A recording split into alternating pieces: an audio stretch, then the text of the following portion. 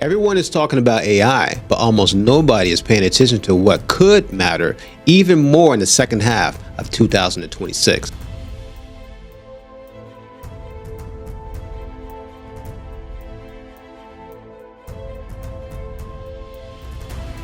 Welcome back, everyone, to another episode of Market Voice, where we simplify Wall Street, decode the economy, and help everyday investors make smarter financial decisions. I am Andres Sanchez. And I'm Xzabko Scott. Welcome back. Welcome back, Xzabko. Oh, yeah. Today's episode may be one of the most important we've done this year because we're officially entering the second half of 2026. Oh, well, markets are near all-time highs. Oil just shocked everyone.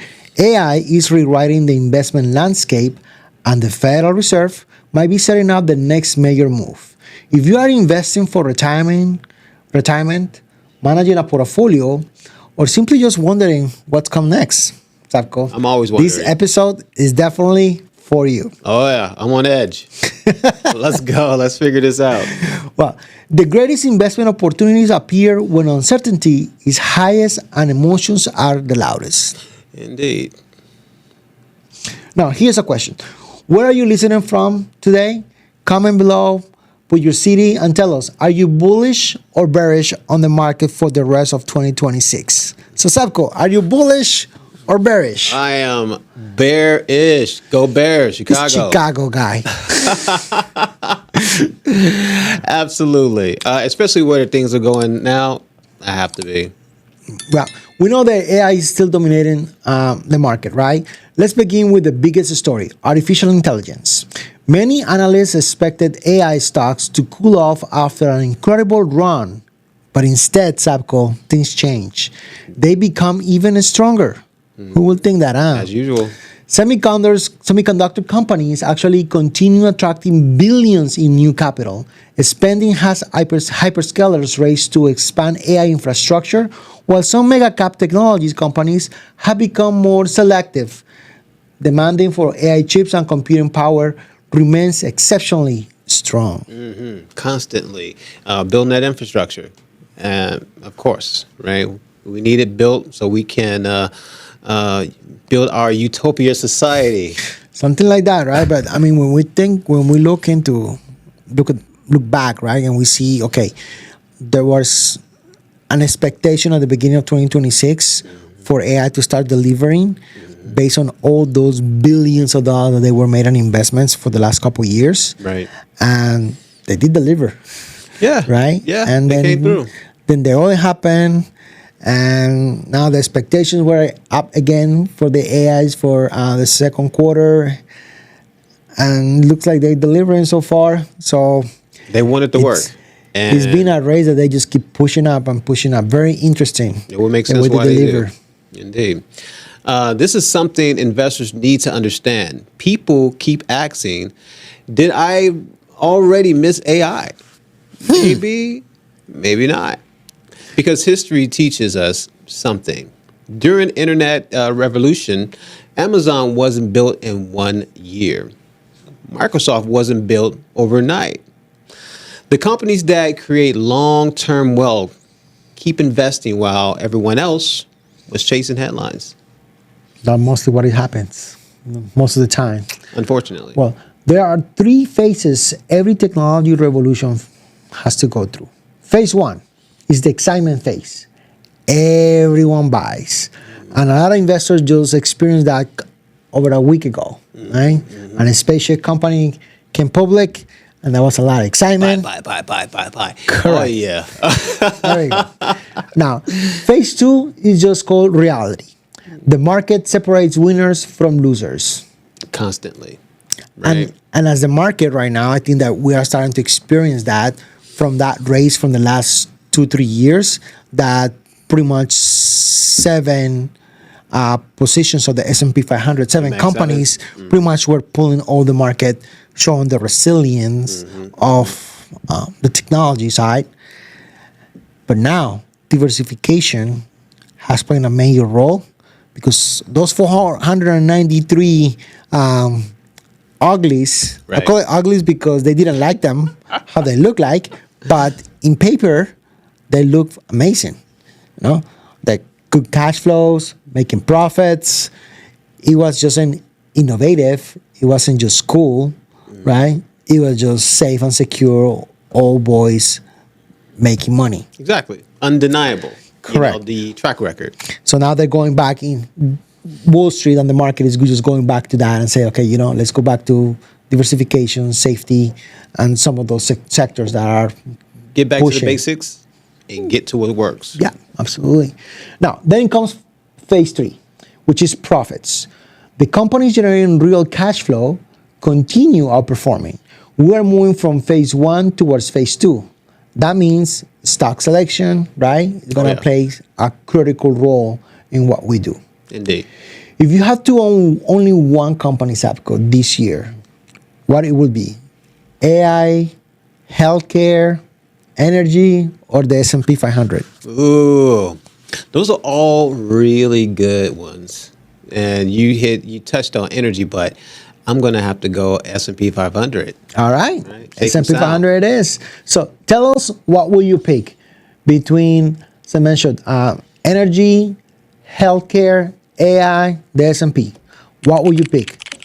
Put on the notes why on the chat. Put what would you choose that. Now, technology creates excitement, guys, but earnings creates wealth. That's right. Always. Right. So we want to keep the money coming, and then we want to put it into a vehicle that makes us more money. A little workhorses, right? If you will, every dollar. That's true. Now, let's talk about something almost nobody predicted: oil. Just a few weeks ago, markets fear a prolonged disruption after the conflict in the Middle East. Today, that narrative has changed drastically. As shipping through the Strait of Hormuz normalized, analysts lowered their oil prices forecast and expectations for supply and shortages eased.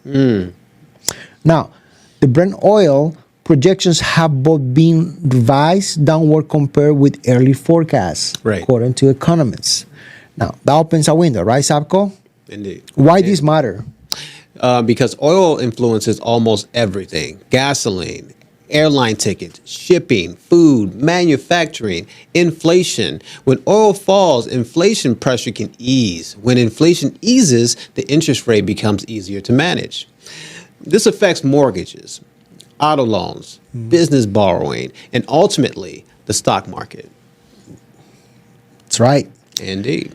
Think of oil like the bloodstream of the global economy. When energy becomes cheaper, businesses usually become more profitable. Consumers often have more disposable income as well. That's right. Like the pump these days, right? Gas That's prices right. are coming down. People are filling the pump. They have more extra money. What are they doing with it? I don't know. We're down. Let's see. Went from 5 to 6, and now we're down to 3 to 4. Right. Oh, Somewhere we're around on that range. 4.5.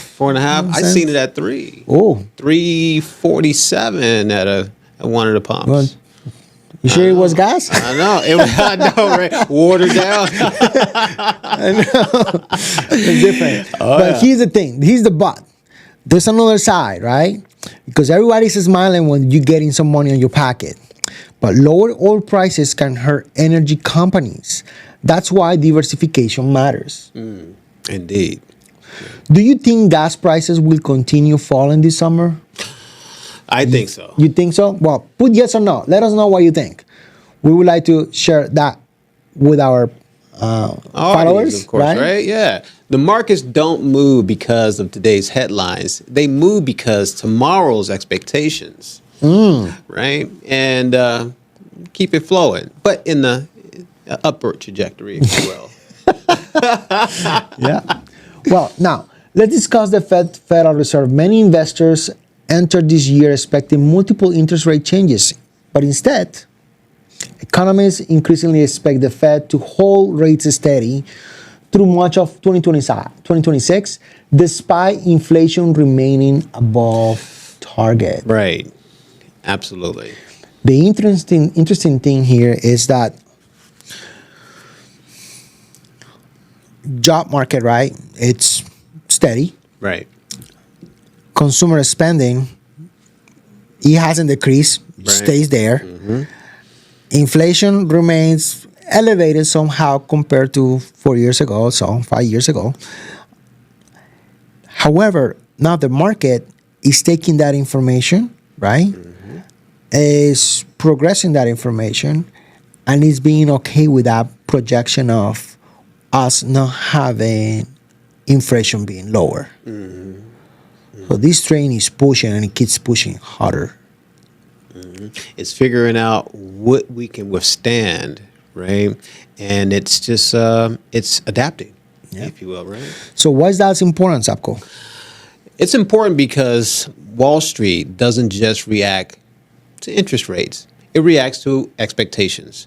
If investors already expect rates to stay unchanged, the surprise will come if inflation changes faster than expected, or the economy slows more quickly than anticipated.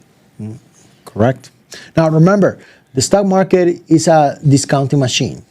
Price today reflects expectations about tomorrow. That's why markets sometimes rise even when the news sounds negative. Even though. What's the bigger risk right now? Inflation, higher unemployment, government debt, AI disruption? Write your answer below. Let us know. AI disruption. Let's see.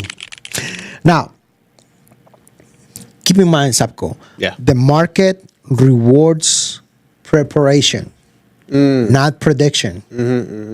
Yeah. 100%. That's the key. That's the key. Now, let's think about this. What should long-term investors do based on this point, right? Where's where we at? Let's shift from the headline strategy, right, of when uncertainty rises, many investors make emotional decisions. That's right. We see that every day, right? History shows that often when mistakes happen. And there are 3 reminders for all of us. Number 1, you have to review your portfolio. Not every portfolio built in 2024 still fits today's market. Especially not today. Things has changed, right? Drastically. And fast. Second, diversify. Don't let one stock determine your retirement. 3, know your income strategy. Accumulation wealth is only half of the battle. Distributing efficiently can matter just as much. That's right. Plan. How much you make and how much you can retain. Ultimately, if you're within 10 years of retirement, ask yourself, what happens if the market falls 20% next year? Will your retirement still work? If the question makes you feel uncomfortable, it's probably time to review your plan. That's a good question. I'm constantly in review mode, right? I'm a reviewer. I like to look at everything in my proximity that involves my future. Now, we know many people focus entirely on returns. Professional investors focus on risk first because protecting capital allows compounding to do its job. And that's the 8th wonder of the world, right? The compound effect. Those who understand it take advantage of that. Those who doesn't, just see others taking advantage of that. Didn't Albert Einstein say that? About compound. The 8th wonder of the world. Compound.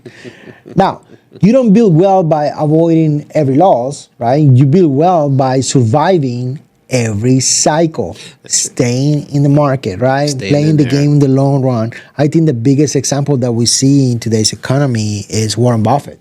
I mean, the guy who has played the game for so long that it wasn't until like his mid 60s, early 70s, that his wealth started to compound a ridiculous amount.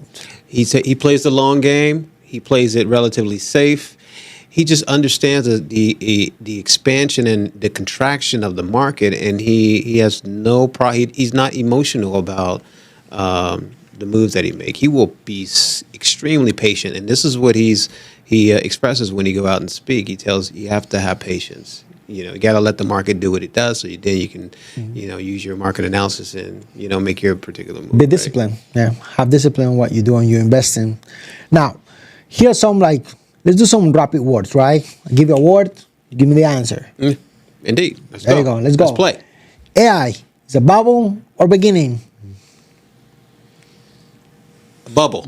All right. Oil, opportunity or warning? It's an opportunity. The Fed, is it done or not done?